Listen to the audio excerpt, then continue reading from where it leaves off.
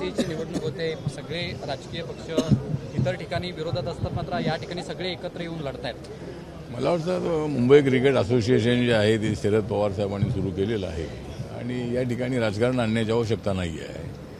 MCA जो हा club आहे किंवा अत्यंत ॲक्टिव्ह असणारा अशा पद्धतीचा MCA आहे मुंबईमधला, सगळ्या देशामध्ये याचं नाव आहे आणि याची निवडणूक जी आहे ती लोकशाहीच्या पद्धतीनं होते.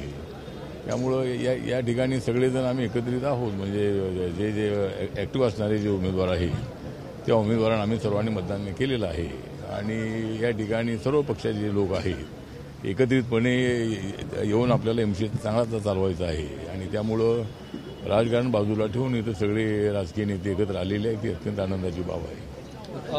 कालच मुंबई महानगरपालिकेची इतर नगरपालिकांच्या आरक्षणाची सोडत झालेली आहे, त्यामुळे अनेक दिग्गजांना या आरक्षणाचा फटका बसलाय. 6 वेळा नगरसेवक असलेल्यांचे वॉर्ड आरक्षण बदललेलं आहे. कशा पद्धतीनं बघताय? मला असं वाटतं की आरक्षण बदलण्याचा विषय नाही आहे. म्हणजे जे schedule caste, schedule tribe, OBC आणि महिला अशा पद्धतीचं आरक्षण जे आहे ते आरक्षण आहे.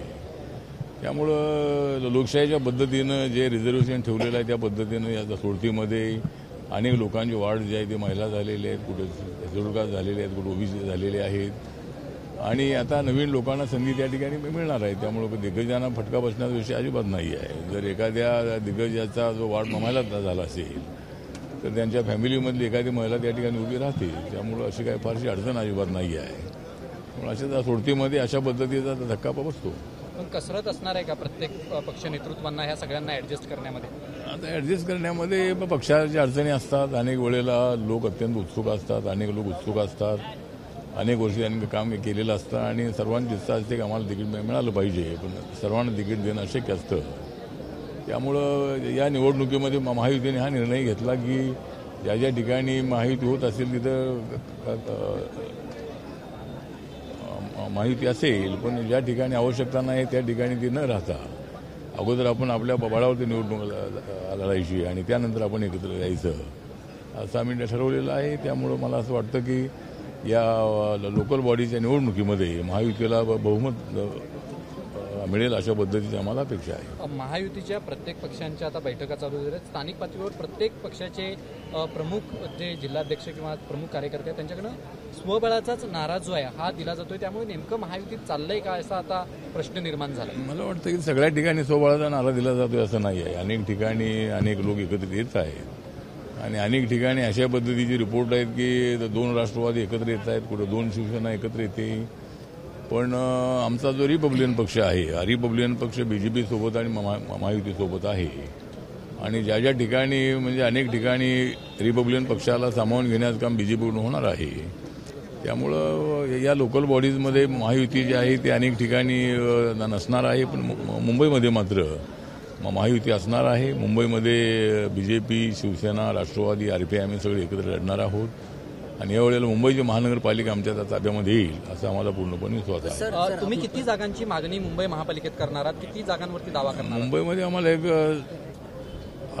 14-15 जागा आम्हाला असाव्यात अशी आमची अपेक्षा आहे. कारण मागच्या वेळेला आमचे एकदा 12 नगरसेवक RPI होते.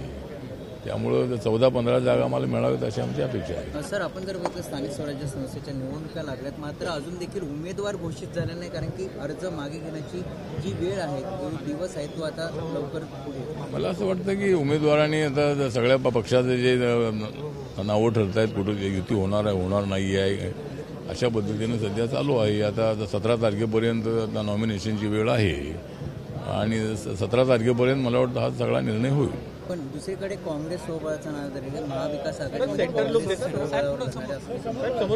काँग्रेस पक्ष आता स्वबळावर लढणार आहे तर चांगली गोष्ट आहे. आम्हाला त्याचा फायदाच होणार आहे. म्हणजे महाविकास आघाडीमध्ये ही मोठी फूट आहे. त्यामुळं त्याचा फायदा आमच्या महायुतीला अनेक ठिकाणी होईल आणि प्रत्येकाला काय करायचं तो प्रत्येक पक्षाला अधिकार आहे. राज्यात वेगवेगळ्या पद्धतीच्या युती बघायला मिळत आहेत. शरद पवारांची आणि अजित पवारांची राष्ट्रवादी एकत्र लढते.